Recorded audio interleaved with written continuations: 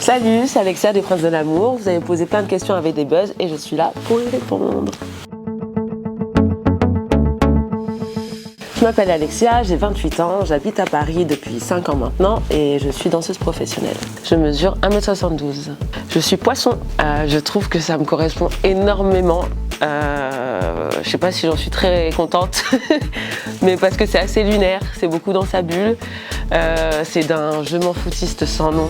Et ça, c'est très grave d'être comme je suis, c'est-à-dire que je me fous de tout, mais c'est sans le faire exprès, hein. C'est sans manquer de respect à qui que ce soit, mais je me fous de tout, je suis maladroite, à côté de ça, j'ai un grand cœur, je suis très tolérante, et je suis peut-être trop gentille avec les gens, ce qui fait que des fois, je me prends des petits coups à droite à gauche, mais du coup, plein de leçons de vie. Alors, mon père est d'origine camerounaise et ma mère est française. Alors, j'ai passé un bac économique et social, après, je suis partie en école de mode, en BTS mode. Après, j'ai bifurqué sur la danse, où j'ai fait une année de formation intensive parce que je voulais passer mes premiers diplômes qu'on appelle l'examen d'aptitude technique en danse jazz et en danse contemporaine.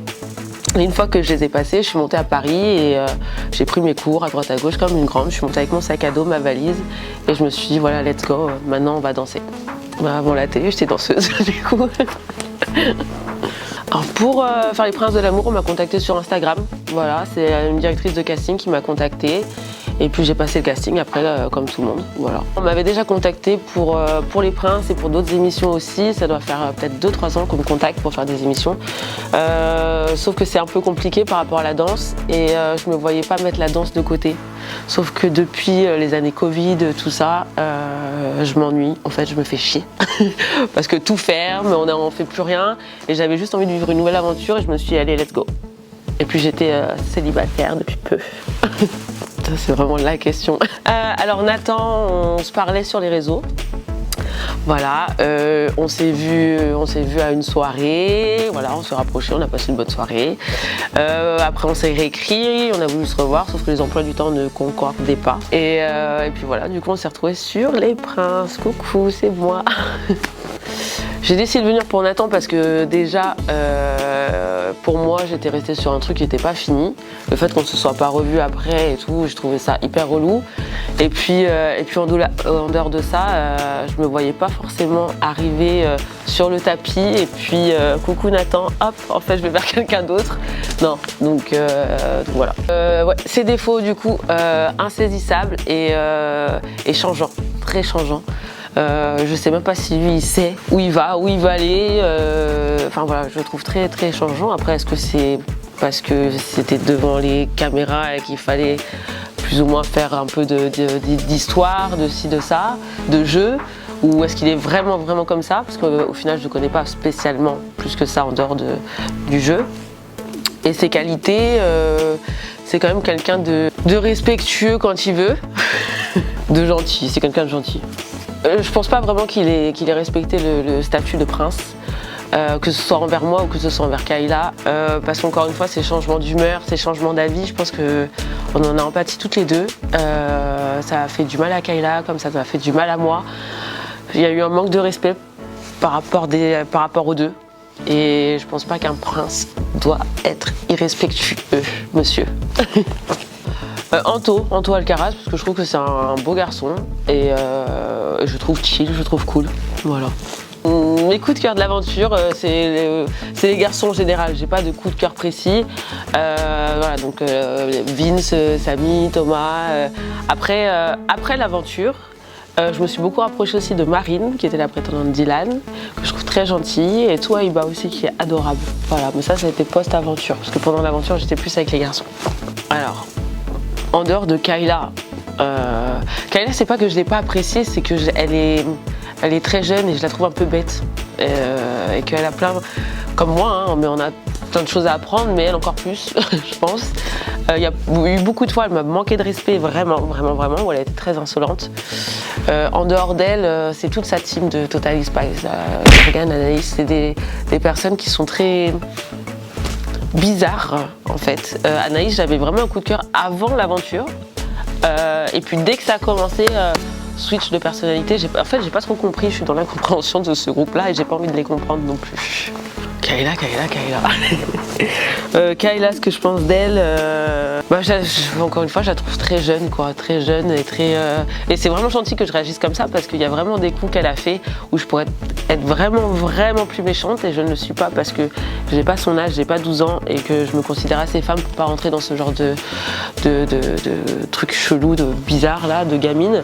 Mais voilà, je la trouve, sinon vraiment pour aller dans le fond du sujet, je la trouve très insolente, immature, bête mais cela dit, c'est parce que il faut qu'elle apprenne.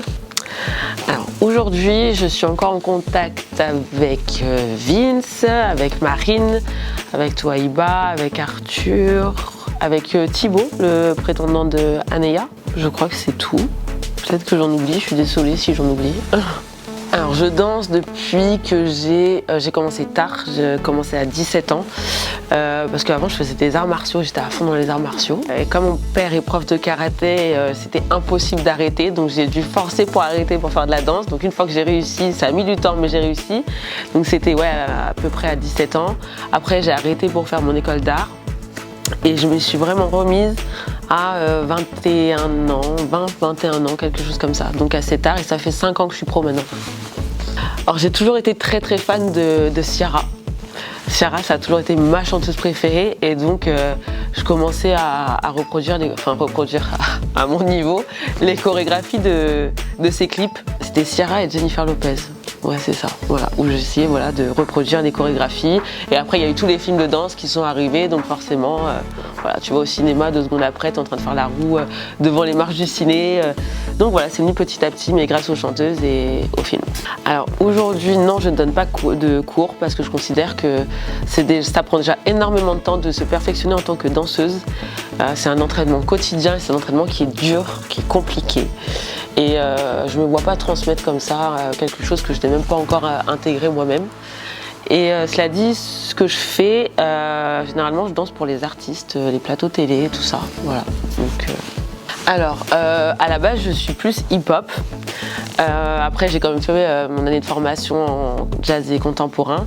Mais voilà, mon truc, moi, c'est le hip-hop à fond. Et comme par contre, je fais beaucoup de taf différents, on va dire, de domaines différents dans la danse par rapport aux artistes, par rapport aux demandes tout simplement, que du coup je fais un peu de tout. Je pense que ça peut être un atout, oui, parce que forcément si tu connais ton corps et si tu montres que tu connais ton corps, forcément ça peut être plus attrayant. Déjà ça se voit peut-être pas, mais j'ai pas toujours confiance en moi, voire même pas du tout.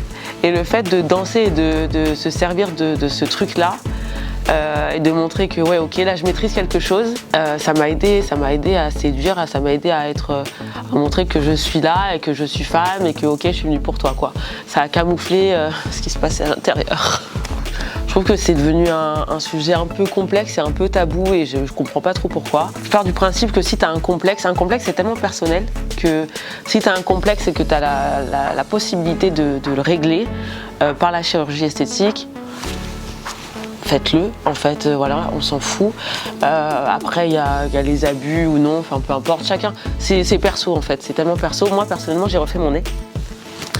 J'ai refait mon nez il y a 1 an et demi à peu près, parce que c'était un complexe, parce que c'est au milieu du visage et que voilà, forcément. Après, tout ce qui est niveau corps, je pars du principe que on peut le taffer, on peut le travailler. Il y a des salles de sport de partout. Sinon, tu mets tes baskets, tu vas courir un coup et puis voilà. Mais ouais, je trouve ça très perso la chirurgie esthétique. Ce que j'aimerais vivre à Dubaï, c'est pas dans mes idées pour l'instant. Ça m'est jamais venu en tête. Alors j'aimerais bien faire un autre programme de télé. Déjà parce que celui que j'ai fait, c'est un concept quand même assez particulier. Venir pour quelqu'un, c'est quand même très chelou. Donc j'aimerais bien être dans un concept où je peux être moi-même en fait, sans venir pour quelqu'un. Il y a un programme qui me plaît beaucoup, c'est La Villa des Cœurs Brisés, parce que c'est un programme qui est très sincère. Et j'ai l'impression que, alors encore une fois en tant que téléspectatrice, mais que les gens ressortent vraiment avec quelque chose de là-bas, grâce à Lucie.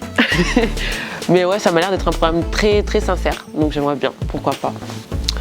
Alors je sais même pas où je vais être demain, donc cette question de où je me vois dans 10 ans, je n'en ai strictement aucune idée. Voilà, j'ai répondu à vos questions, j'espère que ça vous a plu. Si vous avez d'autres questions, n'hésitez pas, j'ai un Instagram, Alexia Dobile, n'hésitez pas à m'écrire et puis je vous répondrai avec plaisir. Bisous.